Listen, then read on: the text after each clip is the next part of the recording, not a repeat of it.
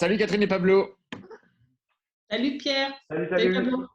Débrief du dimanche, grosse actualité politique. Hier, les deux meetings de Marine Le Pen et Éric Zemmour. Cet après-midi, le meeting de Fabien Roussel. Donc, on va revenir sur ces meetings. On va parler de Fabien Roussel. On va aussi parler de l'entrée en campagne de Christiane Taubira cette semaine. On dira un mot aussi, on fera un point sur les parrainages reçus au Conseil constitutionnel, qui sont ces parrainages qui permettent aux uns et aux autres d'être candidats officiellement à l'élection présidentielle. Et puis voilà, ça fait déjà un bon ordre du jour à discuter ensemble. On va commencer sur Fabien Roussel parce qu'il a encore, il fait beaucoup parler de lui, puis aussi il est plus que ça, puisque je ne sais pas si on peut parler de dynamique, mais en tout cas les sondages semblent montrer quand même qu'il se passe quelque chose avec cette candidature, la candidature du communiste Fabien Roussel, puisqu'il est passé de 1, là il avoisine les 4% selon certaines estimations. Et puis il a aussi fait parler de lui aujourd'hui, enfin cette semaine, parce que il tire à boulet rouge, je crois, beaucoup même, contre ses concurrents de gauche. Il fait une bonne campagne, Catherine, notre camarade Fabien Roussel. Disons qu'il a réussi au moins la première étape, c'est-à-dire faire qu'on parle de lui. Il s'est attaché à ça. Il a été quand même très disruptif pour prendre les termes anciens, mais disons qu'il a choqué beaucoup dans son camp à gauche, dans le monde communiste en particulier, avec les prises de position qu'il a prises en faveur de la police, de la sécurité, du fait qu'on reconduise des étrangers dans leur pays quand ils n'ont pas de papier, que les Même s'il est intellectuels… revenu dessus, quand même. Oui, oui, non, mais j'entends bien. Ceci étant, c'est aussi ça qui a fait qu'il a été entendu. Et qu'il a été entendu dans les médias, parce qu'on s'est dit « Ah, tiens, voilà quelqu'un qui dit autre chose que la gauche traditionnelle », et qu'il est aussi soutenu par une partie quand même des éditorialistes de droite. Enfin, je veux dire, il y a quand même beaucoup de gens de droite qui disent du bien de Fabien Roussel. Je pense qu'il bénéficie aussi de la nouveauté, du fait qu'il n'était pas présent les autres fois, qu'il a un langage assez simple, populaire, etc. Et qu'on tente de le monter contre Jean-Luc Mélenchon. En fait, c'est quand même intéressant d'avoir Fabien Roussel face à Jean-Luc Mélenchon. Bref, tout ça, ce sont des explications. À mon avis, ce ne sont pas les seules. C'est-à-dire que je pense qu'il y a des choses qui sont un peu plus profondes à comprendre. La première, c'est qu'un candidat communiste, quand il se présente, il bénéficie d'entrée de jeu de l'écoute de tous ceux qui, un jour, ont voté communiste. Et ça fait du monde en France. Tous ceux qui ont leur grand-père, leur tante, eux-mêmes qui ont été communistes, ça fait du monde qui va écouter ce que va dire Fabien Roussel. Donc ça, c'était quand même pas négligeable. Ceci étant, Marie-Georges Buffet a fait 1,93 et Robert Hue 3 quelque chose, 3,2. Donc ça ne suffit pas à faire un résultat. La deuxième chose, c'est que je pense qu'il a su se saisir de questions qui font un peu consensus à gauche, mais qui finalement ont consensus dans les discours, mais peut-être pas tant que ça parmi l'électorat de gauche, notamment je pense à la question du nucléaire. Je pense qu'il dit moi je veux réinvestir dans le nucléaire, et que je pense que c'est une question qui taraude en fait une partie de l'électorat de gauche qui pense que la question du réchauffement climatique suppose du nucléaire, et que ne pas investir dans le nucléaire, c'est aussi se mettre en danger parce qu'on n'entretient pas les centrales. Et le deuxième point que je trouve fondamental, c'est qu'il a dit la question sociale est première.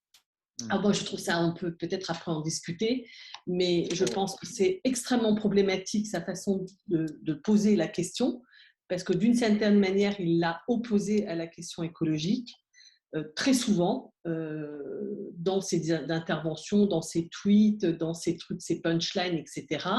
Je pense que c'est très problématique parce que ça met le monde populaire, ça subodore que le monde populaire est en dehors des enjeux contemporains, et le premier d'entre eux, c'est celui du réchauffement climatique. Néanmoins, il dit il y a une question du social, et il la met en premier, avec même des choses qui se discutent, hein, mais quand il dit la question du travail, c'est la première des questions, et de vivre de son revenu, du revenu du travail.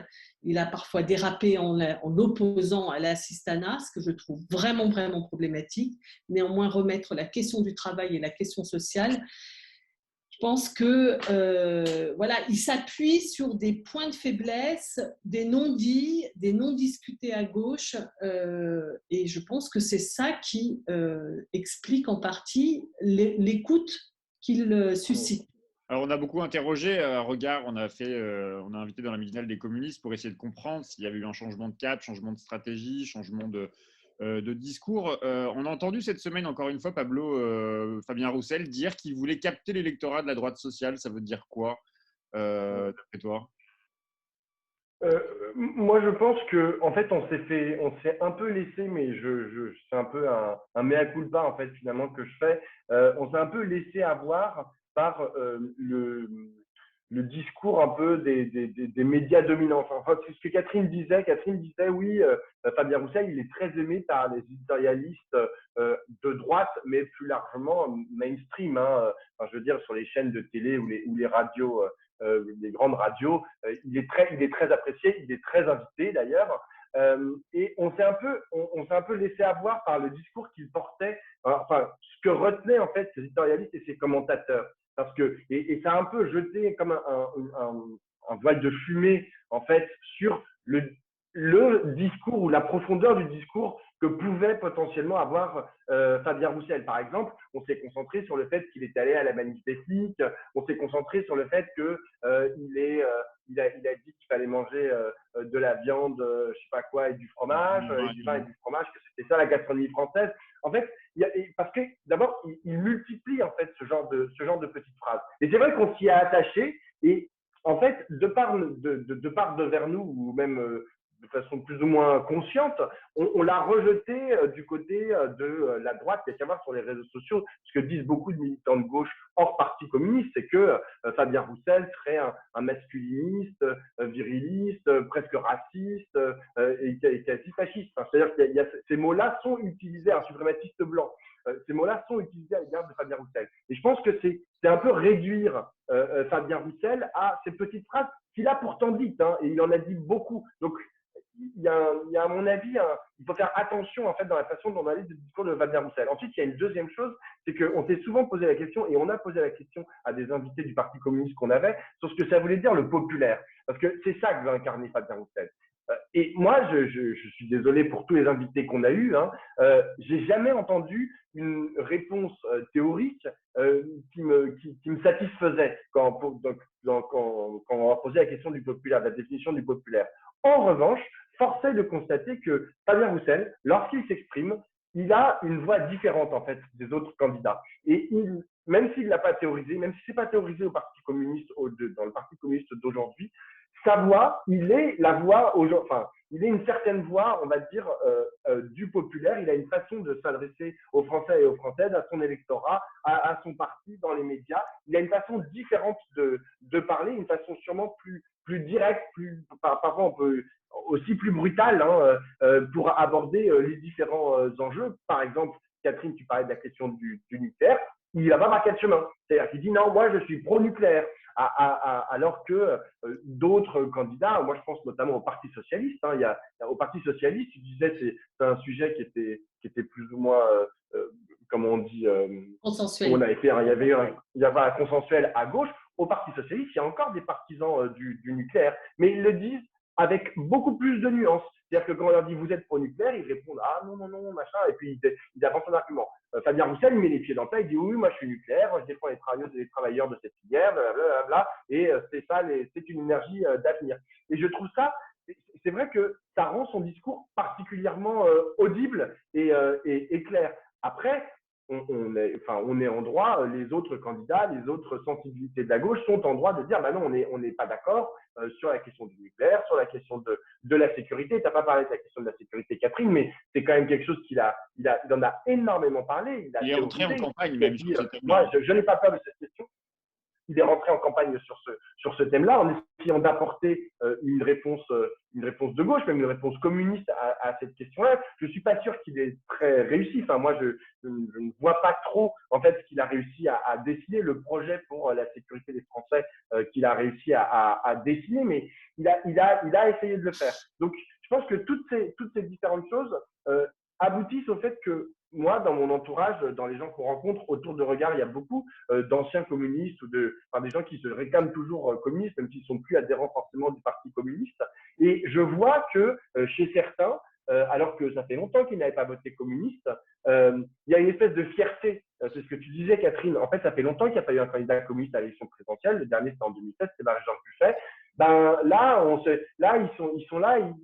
ils sont fiers en fait de revoir les couleurs du Parti communiste portées dans les médias, même si le discours de Fabien Roussel parfois les dérange énormément. Catherine, dans le meeting de Jean-Luc Mélenchon avant-hier, c'était à Tours, il s'est adressé aux communistes encore une fois en disant « Mes amis, mes camarades, nous avons vocation à… » Nos cousins, voilà. l'expression qu'il a employée. Ça veut dire que lui aussi doit percevoir que quand même il se passe quelque chose derrière la candidature de Fabien Roussel, que sans doute une partie de son électorat qui ne veut plus voter ou qui est déçu ou qui est fâché par différentes interpellations de Jean-Luc Mélenchon pourrait aller du côté de Fabien Roussel. Ça veut dire qu'il croit quand même encore dans sa capacité à convaincre Fabien Roussel de le rejoindre, tu penses ? Je ne sais pas s'il croit à la capacité de rejoindre Fabien Roussel. Par contre, ce qui veut dire à l'électorat qui est tenté, ce dont témoignait Pablo, et que nous, on entend pas mal autour de nous, la musique comme ça, autour de Regard. Regard, c'est un drôle de milieu, parce qu'on a beaucoup de gens qui viennent nous voir et qui sont… tout le monde a voté en 2017 Jean-Luc Mélenchon, je pense. On peut dire ça, quoi, dans l'univers des gens qui fréquentent Regard, qui viennent au Midinal, qui nous lisent, qui nous écrivent, qui nous téléphonent, etc. Là, ce consensus n'est plus là. Et ce consensus n'est plus là. Je pense que depuis 2017, depuis le soir du premier tour et la gestion que Jean-Luc Mélenchon a eue de son succès électoral, il n'a pas cherché à en faire un mouvement de rassemblement pluraliste. Il a voulu en faire un mouvement gazeux, donc non démocratique, c'est-à-dire dans lequel les diverses sensibilités ne sont pas représentées, pas identifiées, etc., etc., sur des bases d'analyse d'ailleurs que je crois souvent justes, parce que dans les mouvements où c'est structuré, c'est quand même très, très ennuyeux et c'est très mortifère aussi, toutes ces façons de concevoir la diversité et le pluralisme. Néanmoins, ça fait 5 ans, et peut-être même un peu plus, que les communistes ne se sont pas sentis respectés pour ce qu'ils sont, c'est-à-dire ils ne sont pas qu'un arbre mort du passé. Les idées communistes ne sont pas que quelque chose de terminado, quoi. C'est-à-dire les cousins communistes, c'est pas juste qu'on convoque à l'enterrement. Donc je pense qu'il y a quelque chose qui a un peu échappé dans la gestion de ces 5 années, c'est-à-dire l'idée d'avoir une relation respectueuse avec le Parti communiste. Donc, ils s'en mordent un peu les doigts aujourd'hui. Alors, je pense que Fabien Roussel ne reviendra pas sur l'affaire. Par contre, Jean-Luc Mélenchon, on n'a pas la dernière fois dans le dernier débrief, Jean-Luc Mélenchon, il essaye maintenant d'un peu arrondir les angles et d'être un peu plus rassembleur et de dire mes cousins communistes, parce qu'il sent bien qu'il faut que ceux qui ont voté pour lui en 2017 ne lui manquent pas. Parce qu'en fait, son enjeu à Mélenchon, c'est quand même de s'approcher du second tour, d'atteindre le second tour. Et donc ça pourrait beaucoup lui manquer. Ces 3-4% que peut faire Fabien Roussel, c'est un enjeu considérable pour Jean-Luc Mélenchon. Donc il faut qu'il leur parle. On suivra le meeting de Marseille tout à l'heure et on y reviendra peut-être dans Regard en début de semaine ensemble. Pablo, un dernier mot sur la candidature de Fabien Roussel. Je parlais des sondages tout à l'heure. Il passe souvent devant la candidate socialiste. C'était jamais arrivé depuis 1979. C'est quand même étonnant. Non, mais c'est un joli… Ça va poser nécessairement la question derrière des législatives. C'est-à-dire qu'on sait très bien que la compétition du premier tour, elle se joue aussi parce que derrière, il va y avoir une négociation un peu compliquée aux législatives.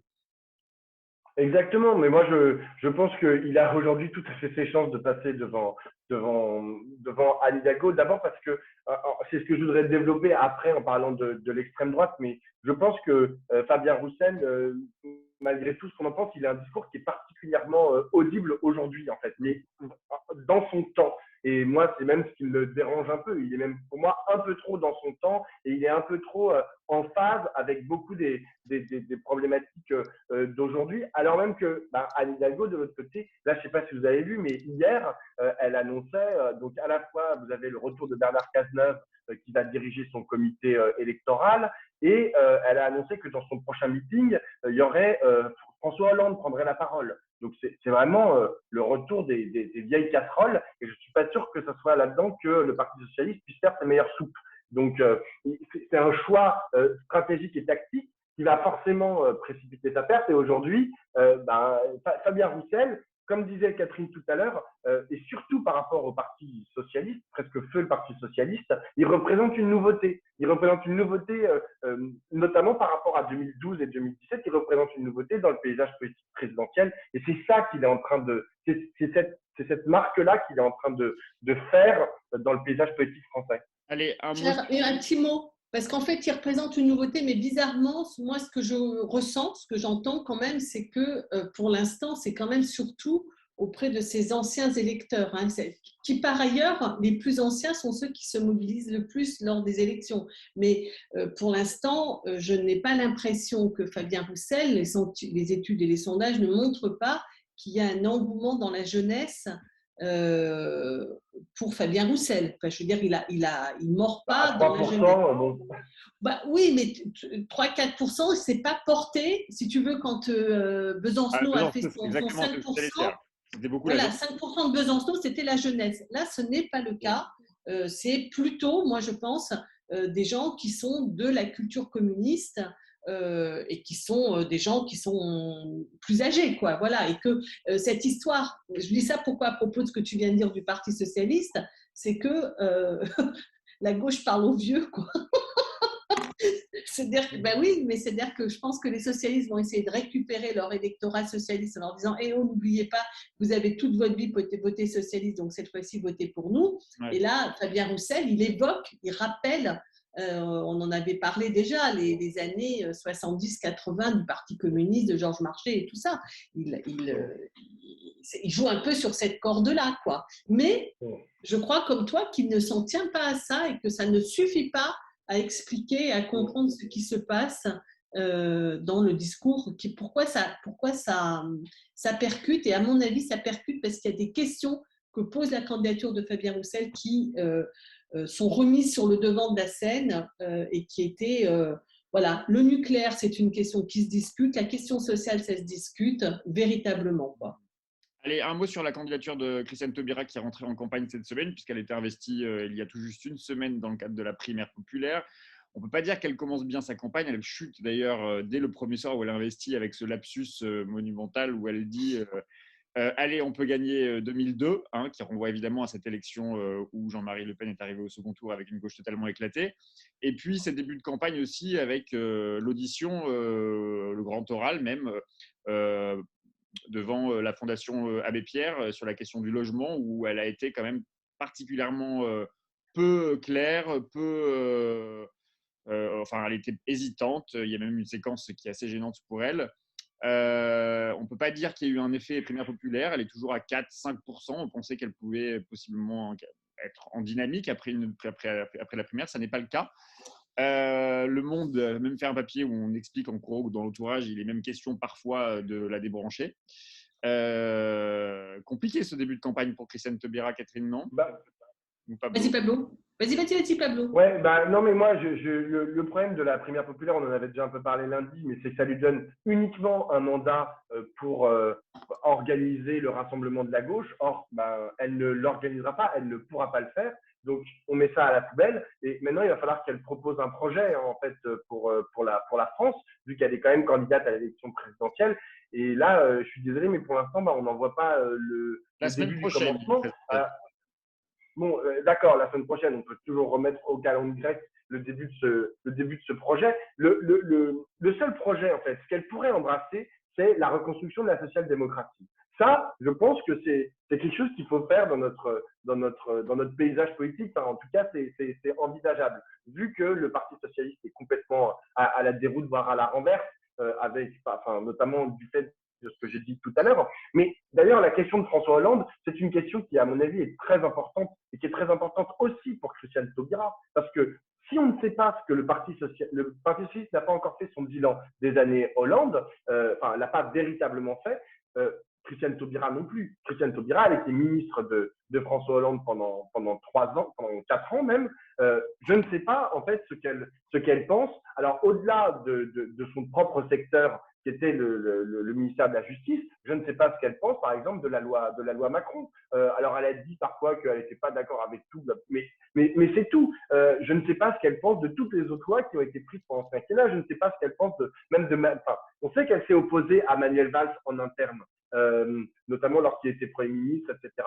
Mais est-ce que ça, elle l'a vraiment posé par écrit? Est-ce qu'elle a dit « Je ne m'inscris pas dans l'histoire du Parti socialiste » Non, elle ne l'a pas dit. Elle a été totalement absente ces 5 dernières années. Donc là, maintenant, il va falloir qu'elle fasse la preuve et elle n'a pas beaucoup de temps. Il va falloir qu'elle fasse cet aggiornamento et qu'en plus de ça, après ça, elle fasse une proposition politique digne de ce nom. Donc je pense que honnêtement, la tâche est impossible en quelques semaines, mais peut-être qu'on nous vend une Christiane Taubira excessivement brillante. Peut-être qu'elle va réussir à relever ce défi avec brio. Mais Catherine, tu le disais, tu nous le dis souvent en parlant à la rédac, que c'est vrai qu'au moins Fabien Roussel, il y a une identité, c'est l'identité communiste. On ne peut pas dire qu'Anne Hidalgo n'est pas d'identité non plus, elle le revendique, la social-démocratie.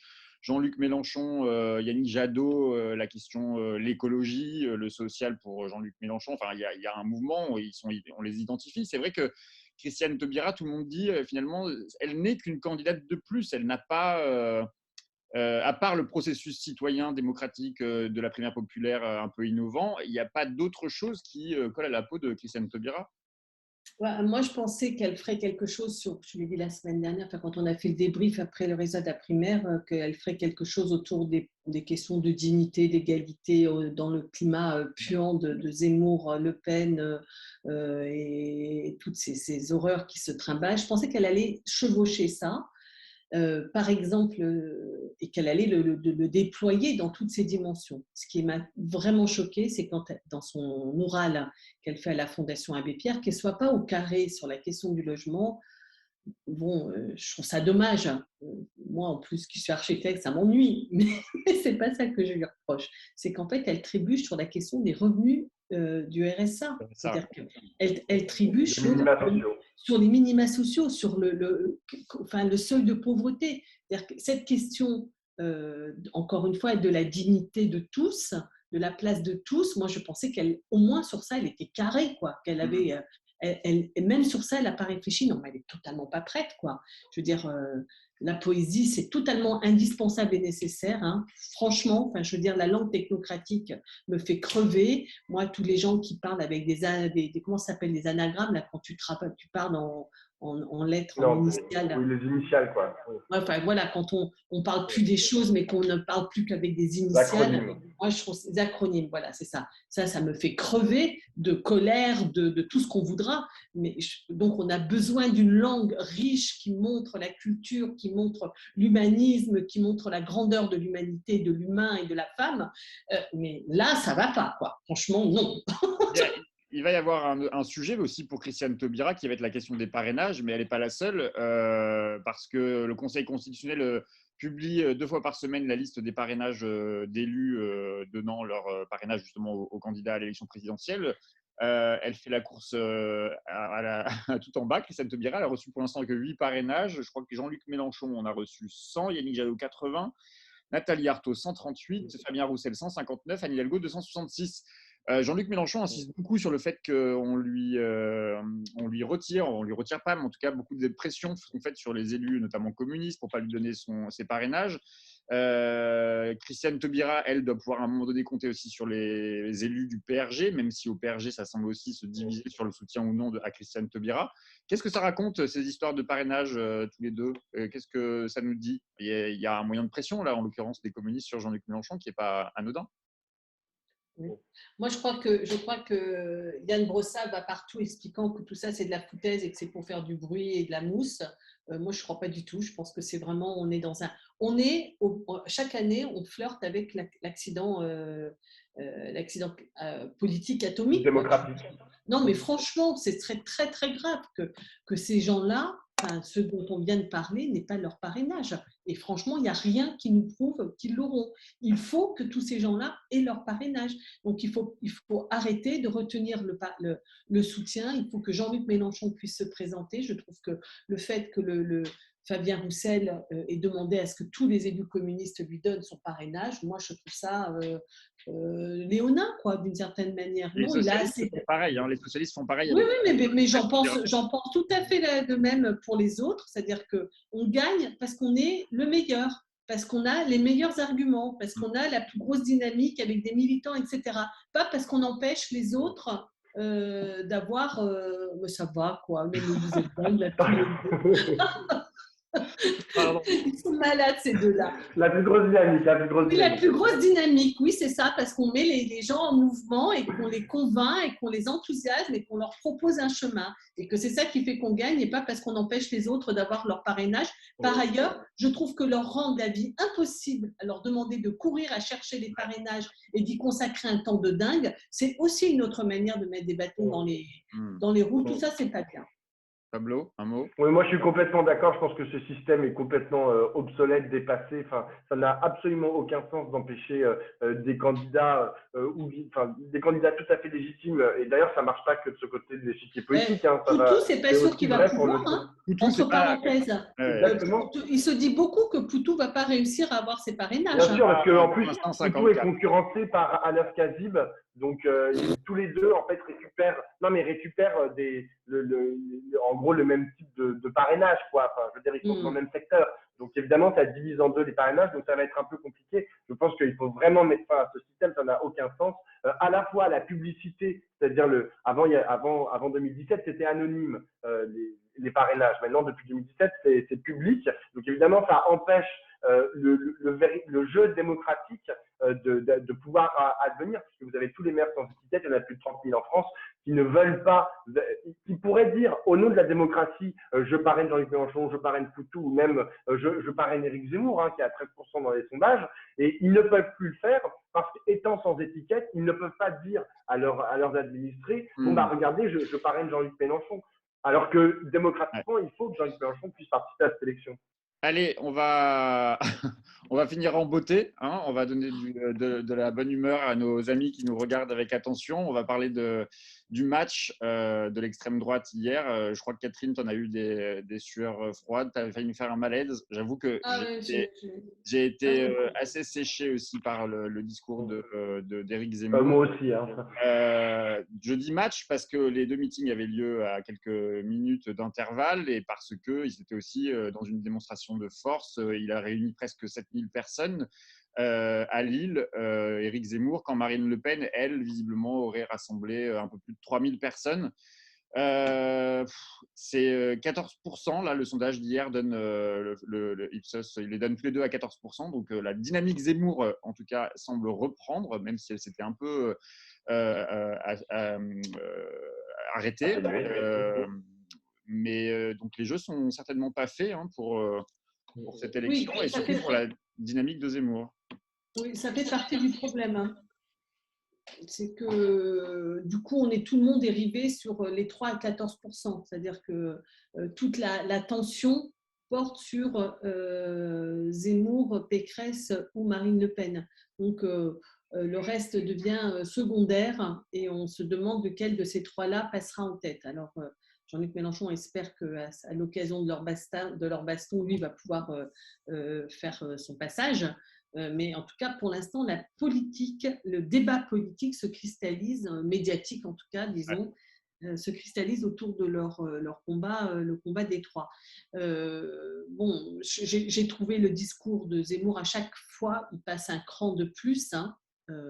Là, ce qui est bizarre, c'est que moi, je pensais vraiment que ce mec ne voulait pas être élu. Et j'ai l'impression que maintenant, il commence à croire à son truc, quoi, lui. Hein. C'est-à-dire qu'il commence à… Trump. Hein? Oui, c'est peut-être Trump. Comme Trump, c'est pareil, c'est la même histoire. C'est-à-dire qu'il commence par être un idéologue qui dit moi je m'en fous des questions économiques, ça m'intéresse pas. La seule chose que j'ai à vous raconter, c'est le grand remplacement et la fin de la France. Et puis finalement, il nous fait le discours de Cannes, c'est un discours sur la stratégie de rassemblement des droites. Et là, c'est un discours sur comment je vais non pas détruire l'État, parce qu'en France, on ne fait pas comme aux États-Unis, mais on met à mal l'État en épuisant les recettes sociales. En fait, et vraiment, c'était ça son discours, hein, c'est-à-dire il écrase les ressources publiques, notamment en mettant à mal toutes les cotisations sociales, les URSSAF, etc. Bon, et plus toutes ces saloperies, mais vraiment, c'était dégueulasse, hein, sur les jeunes isolés. Enfin, c'était affreux, affreux sur la télévision, les services publics qui coûtent plus cher que les prisons. Enfin, tout était vraiment à vomir. À vomir, ouais. C'était à vomir, mais le truc qui m'a, en dehors du fait que c'était à vomir sur le contenu, que c'était plus large que le simple discours initial qui portait sur une espèce de la France mythique, c'est qu'en plus, cette espèce de bonhomme là, mais il est comme Hitler, c'est un nabot qui se prend à faire des grandes envolées lyriques, à soulever les foules, etc. Il y avait de l'éloquence hier soir, hein. C'était, enfin, je veux dire, son final, c'était un feu d'artifice, quoi. Effrayant, et vraiment, vraiment effrayant. Alors, face à ça, Marine Le Pen, son argument, c'est de dire moi, je ne clive pas, je rassemble, je suis une. Oui, et je suis une femme. Réconciliation contre lui qui voudrait la guerre de civilisation, quoi. Voilà, c'est ça. Moi, je veux rassembler. J'ai subi les difficultés de la vie. Je vous connais, je vous comprends. Et c'est ça qui va me faire passer au second tour. C'est ça qui va parce qu'ils n'arrêtent pas de développer comme argument et que je pense un argument très sérieux. Hein, c'est de dire, c'est que je trouve très inquiétant, hein, c'est de dire finalement, moi, je suis celle qui aujourd'hui est capable de faire l'union. L'autre, il en parle, mais moi, je suis capable de le faire. On peut voter pour moi puisque je me suis dédiabolisée alors que Éric Zemmour clive et qu'on retrouverait probablement, si par malheur il était au second tour, on retrouverait la mobilisation de 2002. C'est-à-dire que je pense qu'il suscite une inquiétude équivalente à ce que Jean-Marie Le Pen suscitait dans les années 80-90. Pablo? Ouais, moi juste, oui, sur la question du rassemblement. En fait, non, je reviens par rapport à ce que je disais tout à l'heure sur la question de l'air du temps. Et il s'avère que, en ce moment, le fond de l'air est assez brun et assez fascisant. Enfin, je veux dire, et quand je dis le fond de l'air, c'est à la fois la présence, hein, depuis maintenant plusieurs années, hein, d'idéologues de l'extrême droite dans les médias dominants, la place qu'ils ont dans le débat public et politique, la place exorbitante qu'ils ont.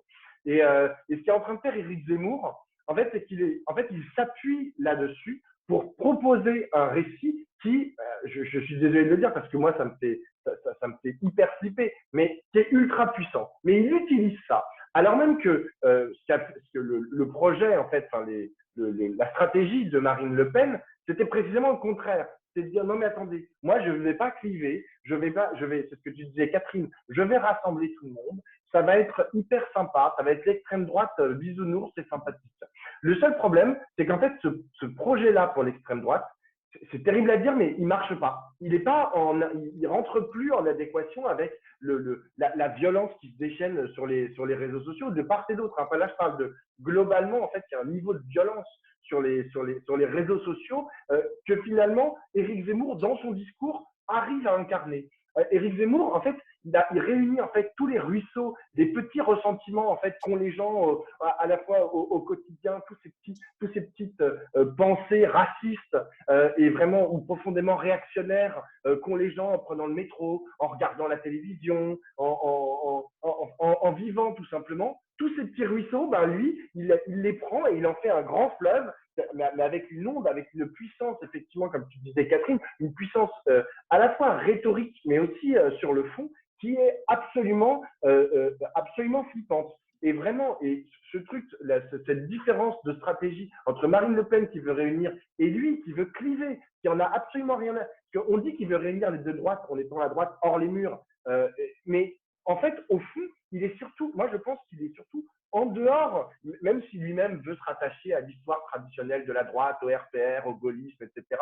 Je pense qu'il se situe surtout en dehors en fait de toutes ces problématiques et il surfe sur globalement ce qu'est notre société et il est en résonance avec cette société et c'est ça aussi qui fait flipper et c'est pour ça que je pense que le soft de 11, 12, 13% ou 14% qu'il représente dans les sondages, il ne va pas les perdre, ils ne vont pas s'envoler comme certains commentateurs le pensaient au départ parce que cette société, elle existe, on la voit en fait sur les réseaux sociaux, on la voit dans la rue quand elle défile là, en faisant des saluts nazis ou je ne sais quoi. Elle est là, elle était dans la manif pour tous, elle est parfois sur CNews, etc. et chez Bolloré. Elle existe dans cette société et il la représente beaucoup mieux que Marine Le Pen qui finalement, en un sens, veut trop le pouvoir au sens, c'est presque l'extrême droite de gouvernement, Marine Le Pen à côté d'Éric Zemmour. Mais il ne faut pas oublier que tous les deux ont un projet qui est fondamentalement raciste et xénophobe. Moi, c'est ça qui m'a fait le plus flipper dans le discours d'Éric Zemmour, c'est que les seuls moments où les gens applaudissaient, c'était quand on parlait d'immigration, pour dire on est chez nous, etc. C'est ça qui les galvanise. La question du pouvoir d'achat, c'est vrai que la elle question est presque secondaire dans le discours d'Éric Zemmour, alors que ça devrait être le cœur. Ouais, c'est vrai. Bon, bonne ambiance. Vous avez des motifs de réjouissance à proposer à nos amis qui nous regardent, des coups de cœur pour finir ce dimanche en beauté? Catherine? Le masque et la plume du débrief. La séquence masque et la plume. Moi, je suis allée voir le film de Laurent Canté, Arthur Rimbaud. C'est pas hyper optimiste, on va dire, mais c'est très intéressant. C'est-à-dire que c'est l'histoire. Il s'inspire d'un fait divers de ce garçon dont je me souviens plus le nom, qui travaillait qui travaillait pour le Bondi Blog, qui faisait des chroniques sur France Inter, qui était vraiment hyper apprécié. C'était le mec merveilleux, formidable, et puis dont on a découvert qu'il sortait depuis 10 ans des tombereaux de tweets de haine, etc. Et antisémite, et homophobe, et sexiste, et tout ce que tu voudras, horrible. Et en fait, Laurent Canté prend ce fait divers, et comme souvent chez Laurent Canté, il prend un fait divers parce qu'il le déploie et il est capable de montrer tout l'intérêt de la question. Et là, en l'occurrence, ce que ça pose, moi, je pense, c'est la question de ces réseaux sociaux qui font que pour exister, il faut toujours en rajouter, il faut toujours aller au-delà, être dans le clash, et ça, c'est dont on a un peu parlé aussi à propos des stratégies politiques, d'être dans le clash permanent pour exister sur les chaînes d'infos, les réseaux sociaux, etc. Donc, il y a ce côté-là, et puis il y a ce côté aussi d'une jeunesse issue de l'immigration qui est complètement divisée dans sa vie, quand elle est issue de la banlieue de Bagnolet et qu'elle se retrouve dans le 5e arrondissement. Enfin, voilà, j'ai trouvé ça très intéressant. Je recommande. Pablo, rapidement. Ouais, moi, je voudrais parler d'une mobilisation qui est la mobilisation du cinéma La Clé à Paris dans le 5e arrondissement. J'ai fait une mini-dalle dessus jeudi et j'y suis allé hier voir une projection là-bas. Franchement, c'est extraordinaire.